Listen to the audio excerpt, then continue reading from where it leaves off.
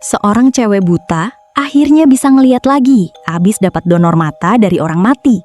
Tapi serengnya, dia jadi bisa ngeliat bayangan hitam yang selalu muncul sebelum orang itu mati. Film dibuka dengan warga kampung yang lagi rusuh, ngelemparin rumah sambil nuduh seorang perempuan jadi penyihir. Di dalam rumah, perempuan itu berdiri di atas kursi dengan tali di lehernya. Tiba-tiba, bayangan hitam muncul dari gelap, langsung nendang kursinya sampai jatuh. Dan dalam hitungan detik, perempuan itu mati tergantung. Sementara sosok itu cuma diem ngeliatin dari kegelapan.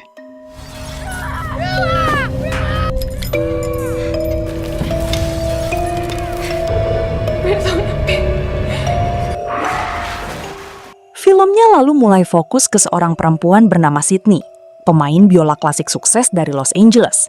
Tapi yang bikin kagum, Sydney sebenarnya buta. Dia kehilangan penglihatannya sejak umur 5 tahun gara-gara kecelakaan kembang api. Fix, trauma masa kecilnya level hardcore. Sekarang Sydney hidup sendiri di apartemennya. Kemana-mana cuma pakai tongkat bantu. Tapi hebatnya, karena udah buta sejak kecil, indera lainnya jadi super peka.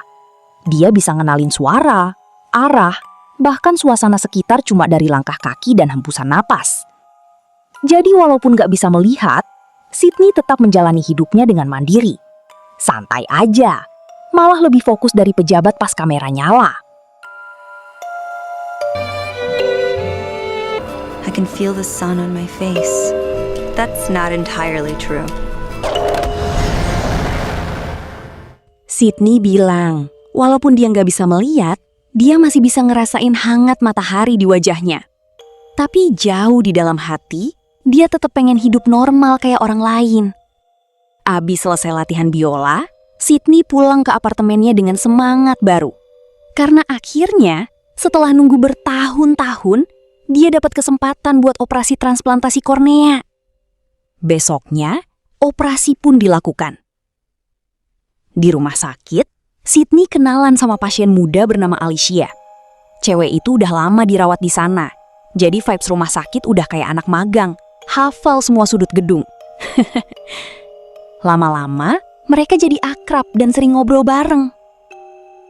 Beberapa hari kemudian, perban di mata Sydney akhirnya dibuka. Tapi pas dia mencoba melihat, semuanya masih blur. Dokter bilang itu normal. Sydney cuma perlu waktu sampai penglihatannya benar-benar stabil.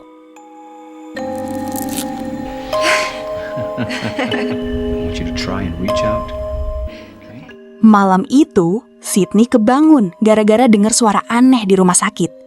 Pas buka mata, dia ngeliat seorang nenek pasien berjalan pelan sambil dituntun sosok bayangan hitam misterius. Karena penasaran, Sydney langsung ngikutin mereka ke lorong rumah sakit yang gelap dan sepi. Tapi makin jauh dia jalan, suasananya makin gak beres. Lampu mulai kedip-kedip sendiri. Dan Sydney sadar, yang dia lihat malam itu bukan hal normal. This is Helmet.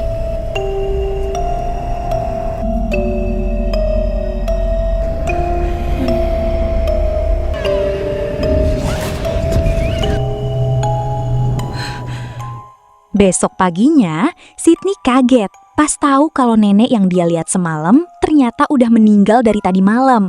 Dia bingung karena dia yakin banget sempat lihat nenek itu jalan di lorong rumah sakit. Tapi Sydney belum sadar, yang dia lihat sebenarnya arwah si nenek yang lagi dijemput kematian. Beberapa hari kemudian, Sydney akhirnya boleh pulang. Sebelum pergi, dia sempat foto bareng Alicia dan adiknya, Helen.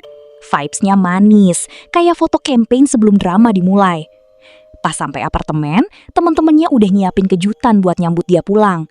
Tapi karena penglihatannya masih belum normal, Sydney mulai kewalahan ngatur semua suara dan gambar yang masuk sekaligus. Kepalanya jadi mumet sendiri, kayak baca timeline pas lagi rame bahas politik. Karena itu, Sydney akhirnya dibantu dokter bernama Paul buat belajar menyesuaikan penglihatan barunya dengan indera-indera lain yang selama ini udah terbiasa dia pakai. Damaged your corneas when you were 5? It's a whole new level of confusion. Too many distractions. I mean, how do you concentrate? I'm gonna help you to see the world like it really is.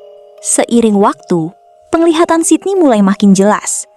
Dunia yang dulu cuma gelap, sekarang perlahan jadi terang lagi. Tapi ternyata ada hal-hal yang seharusnya nggak ikut kelihatan. Sydney mulai sering lihat bayangan api, orang-orang sekarat, sampai suasana apartemennya yang kadang berubah jadi aneh dan menyeramkan.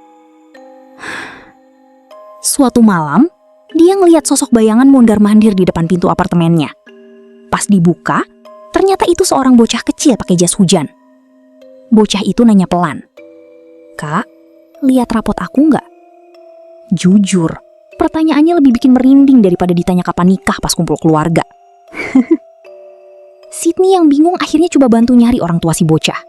Tapi pas dia nengok sebentar aja, bocah itu tiba-tiba hilang begitu aja.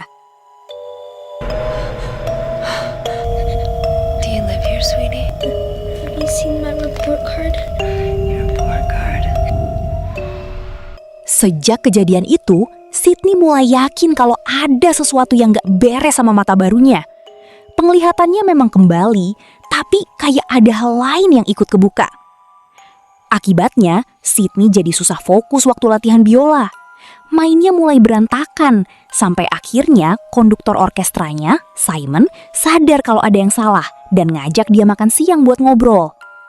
Tapi, pas Simon lagi pesan makanan, tiba-tiba seorang wanita misterius muncul dan langsung nembus badan Sydney begitu aja. Sydney langsung kaget setengah mati sampai jatuh di depan semua orang. Dan satu restoran langsung liatin dia. There was nothing to worry about. 42? Yeah. I told you I was gonna do it.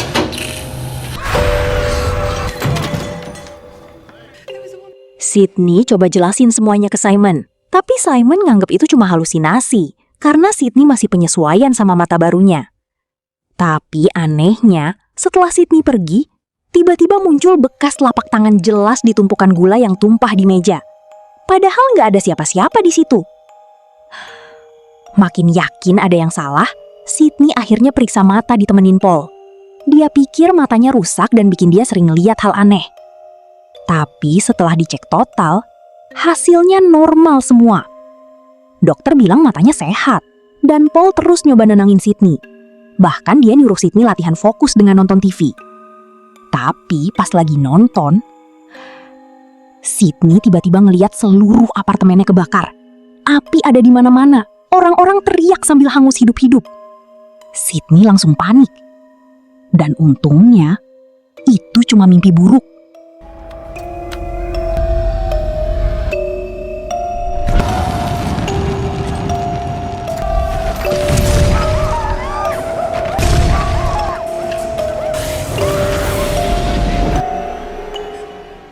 Dengan panik, Sydney langsung keluar dari apartemennya sambil terus nelpon Helen. Tapi nomornya nggak bisa dihubungin.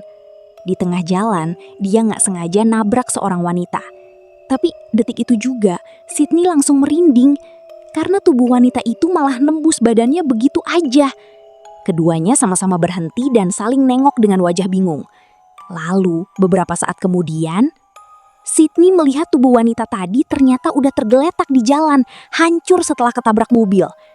Dan saat itulah Sydney akhirnya sadar, yang selama ini dia lihat bukan halusinasi, melainkan arwah orang-orang yang baru aja meninggal.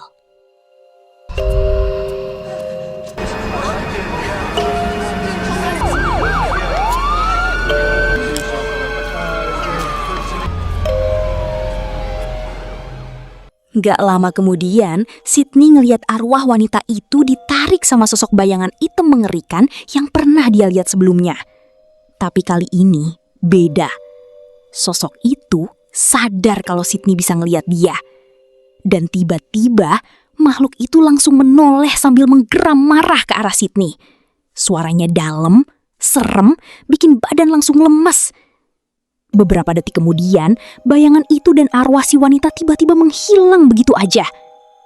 Ketakutan, Sydney buru-buru masuk ke restoran China terdekat sambil nelpon Paul, minta dijemput secepatnya. Tapi bahkan di sana pun, hal aneh terus terjadi. Tiba-tiba, brak! Kompor dapur meledak keras, bikin semua orang panik. Sydney langsung sadar, sosok itu kayak terus ngikutin dia kemanapun dia pergi. Excuse me.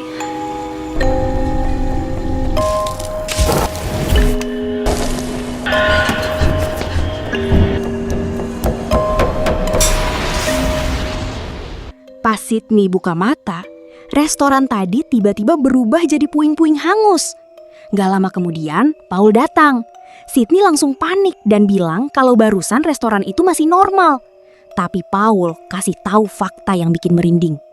Restoran itu ternyata udah kebakar seminggu lalu dan semua orang di dalamnya meninggal. Saat itulah Sydney sadar. Selama ini dia bukan halusinasi. Dia beneran bisa ngelihat arwah dan sosok kematian yang datang menjemput mereka.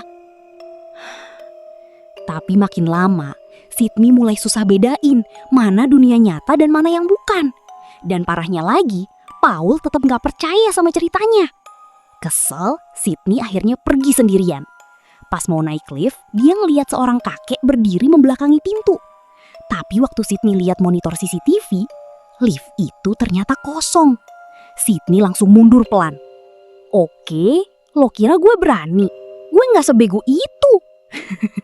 Dia akhirnya pindah ke lift lain setelah yakin aman. Tapi baru beberapa detik lift jalan, sosok kakek tadi tiba-tiba muncul lagi di dalam lift bersamanya. Sydney langsung panik dan pencet tombol buka pintu berkali-kali. Dan untungnya, pintu lift kebuka tepat sebelum sosok itu mendekat.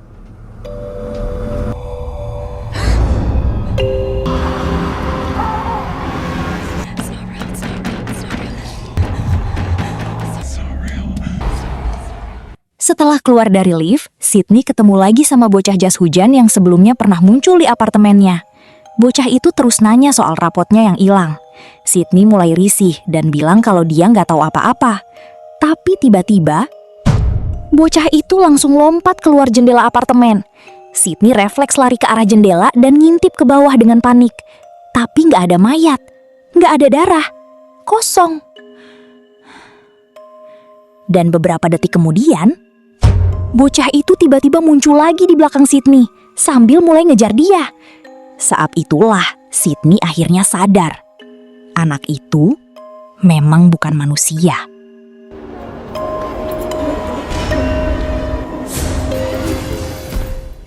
Begitu masuk apartemen, Sydney langsung ngunci semua pintu, mecahin lampu-lampu, lalu nutup matanya pakai kain. Dia udah gak tahan lagi lihat hal-hal mengerikan itu. Sampai di titik dia berharap jadi buta lagi. Asal gak perlu lihat para arwah dan sosok kematian terus-terusan. Sejak saat itu, Sydney mulai ngurung diri. Dia berhenti kerja, gak mau ketemu siapa-siapa, dan makin kehilangan kontrol atas dirinya sendiri. Teman-teman terdekatnya mulai khawatir. Akhirnya Paul nekat masuk ke apartemen Sydney. Dan pas lihat kondisi Sydney yang kacau banget, dia langsung bawa Sydney ke rumah sakit buat ngobatin luka di tangannya. Malam harinya, Alicia datang menjenguk Sydney. Alicia bilang kalau dia harus pergi sekarang. Awalnya Sydney bingung, sampai dia lihat sosok bayangan hitam itu berdiri di belakang Alicia. Dan saat itulah Sydney sadar, Alicia sebenarnya sedang dijemput menuju kematian. I have to go now. Wait, hang on. Alicia.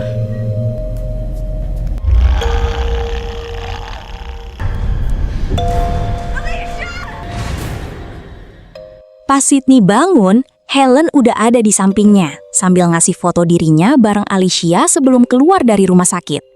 Tapi waktu Sydney lihat foto itu, dia langsung bingung. Dia nanya pelan, "Ini siapa?" Helen heran dan bilang kalau wanita di foto itu ya Sydney sendiri. Sydney langsung panik.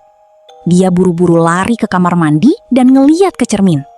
Dan disitulah fakta mengerikan akhirnya terungkap. Sejak mendapatkan matanya kembali, Sydney ternyata belum pernah melihat wajah aslinya sendiri. Wajah yang selama ini dia lihat di cermin ternyata wajah wanita lain yang sama sekali nggak dia kenal.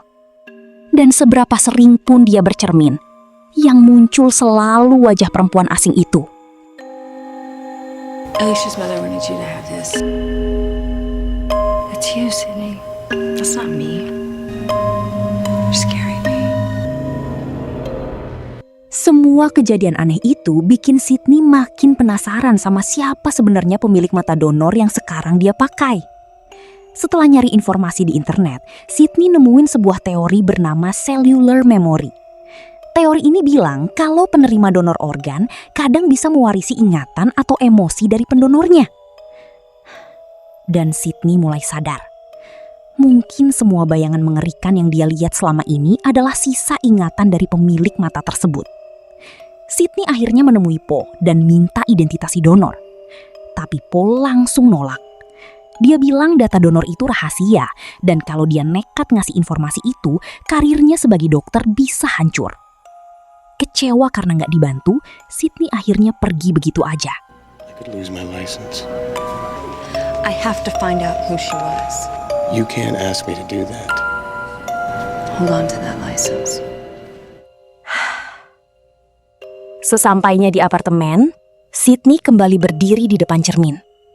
Dan lagi-lagi, wajah yang muncul bukan wajahnya sendiri, melainkan wajah wanita asing pemilik mata itu. Dengan suara pelan, Sydney mulai mencoba bicara ke sosok tersebut. Apa yang sebenarnya lo mau? Tiba-tiba, tangan Sydney bergerak sendiri tanpa dia kendalikan. Kayak ada seseorang lain yang mengambil alih tubuhnya. Beberapa detik kemudian, Sydney kembali melihat bayangan kebakaran besar. Api di mana-mana. Orang-orang berteriak minta tolong. Dan saat itulah Sydney mulai sadar. Mungkin wanita pemilik mata itu memang meninggal karena kebakaran mengerikan tersebut. What do you want? But how can I if you won't even tell me?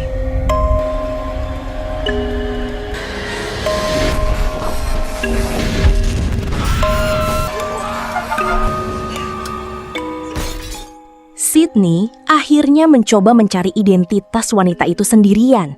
Tapi tiba-tiba, Po datang menemuinya. Ternyata diam-diam Po tetap nyari informasi donor mata itu buat Sydney. Dan akhirnya, identitas wanita tersebut terungkap. Namanya Anna, seorang wanita asal Meksiko. Po menjelaskan kalau setelah Anna meninggal, matanya didonorkan. Dan Sydney jadi orang yang paling cocok menerima donor tersebut. Sydney langsung sadar.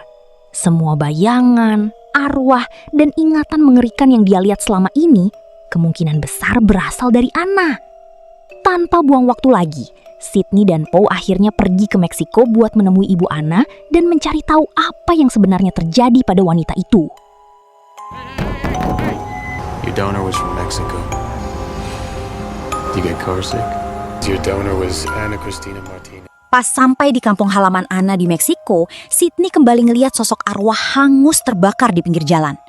Karena merasa familiar sama penglihatannya, Sydney langsung minta Po berhenti di depan sebuah bangunan tua yang udah jadi puing. Ternyata tempat itu dulunya pabrik keramik. Dan beberapa waktu lalu, pabrik itu kebakar hebat sampai banyak pekerja meninggal di dalamnya. Seorang bocah yang lagi main di sekitar situ bilang kalau kakaknya juga jadi korban kebakaran tersebut. Tapi sebelum pergi, bocah itu sempat bilang sesuatu yang bikin Sydney merinding. Katanya, semua warga percaya kebakaran itu disebabkan oleh seorang penyihir. Sydney dan Paul akhirnya sampai di rumah Ibu Anna, Mrs. Martinez. Dan begitu melihat mata Sydney, Mrs. Martinez langsung sadar kalau itu mata milik putrinya. Mrs. Martinez lalu mulai menceritakan siapa sebenarnya Anna. Ternyata sejak kecil, Anna punya kemampuan aneh. Dia bisa melihat sosok bayangan hitam sebelum kematian terjadi. Suatu hari, Anna datang ke pabrik buat memperingatkan ibunya kalau tempat itu bakal terbakar. Dia melihat banyak sosok hitam di sana, tanda kalau banyak orang akan mati. Tapi gak ada yang percaya sama dia. Dan gak lama setelah Anna diusir dari pabrik. Boom! Ledakan besar langsung menghancurkan tempat itu dan membunuh banyak pekerja. Warga yang ketakutan langsung nyalahin Anna dan nganggep dia penyihir. Mereka datang ke rumah Anna sambil lempar batu dan teriak-teriak marah. Sementara di dalam rumah, Anna mengira ibunya ikut meninggal dalam kebakaran itu. Merasa gagal menyelamatkan siapapun dan yakin dirinya sendirian, Anna akhirnya memilih mengakhiri hidupnya sendiri.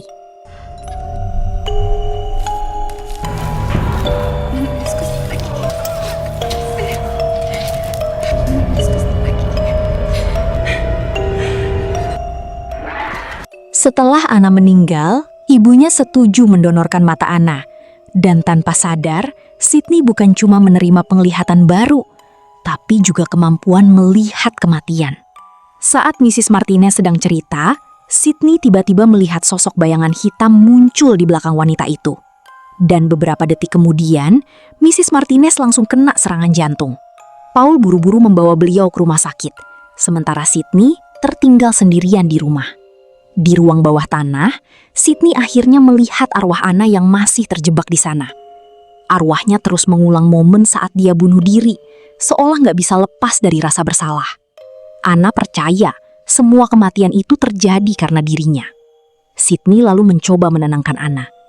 Dia bilang kalau semua itu bukan salahnya. Anna bukan penyihir. Dia cuma punya kemampuan melihat kematian sebelum itu terjadi.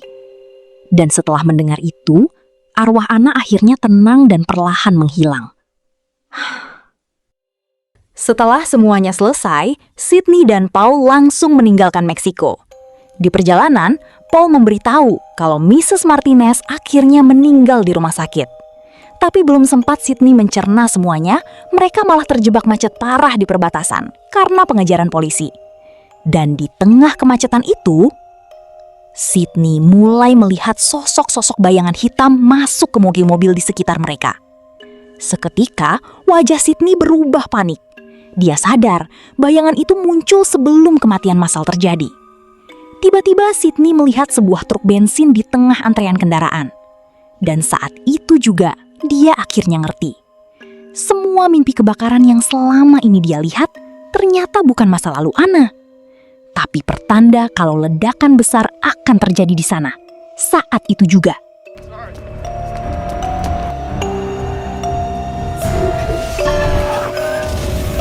Everything I dreamed wasn't from Anna Christina's life. It was from this. Sadar waktunya tinggal sedikit, Sydney nggak mau tragedi Anna terulang lagi. Dia langsung nyoba meyakinkan Paul kalau sebentar lagi bakal ada ledakan besar dan mereka harus nyelamatin semua orang di sana. Dan untuk pertama kalinya, Paul akhirnya percaya. Tanpa buang waktu, mereka langsung lari dari mobil ke mobil, nyuruh semua orang keluar dengan alasan ada bom di area tersebut. Awalnya orang-orang bingung dan panik, tapi pelan-pelan mereka mulai ninggalin kendaraan dan menjauh dari lokasi.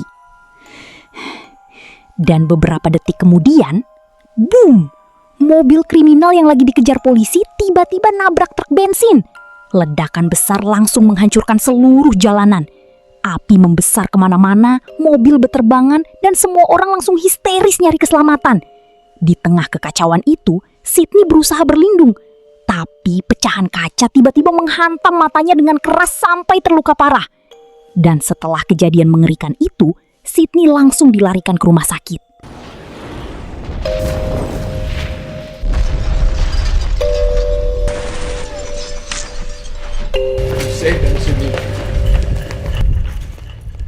Di akhir film, Sydney terlihat kembali memainkan biolanya di atas panggung konser. Tapi kali ini, dia kembali buta akibat pecahan kaca dari ledakan tadi. Meski masih ada kesempatan buat operasi lagi, Sydney memilih menolaknya. Karena setelah semua hal mengerikan yang dia lihat, Sydney akhirnya percaya kalau ada beberapa hal di dunia ini yang memang lebih baik nggak usah dilihat sama sekali. Dan disitulah cerita ini berakhir.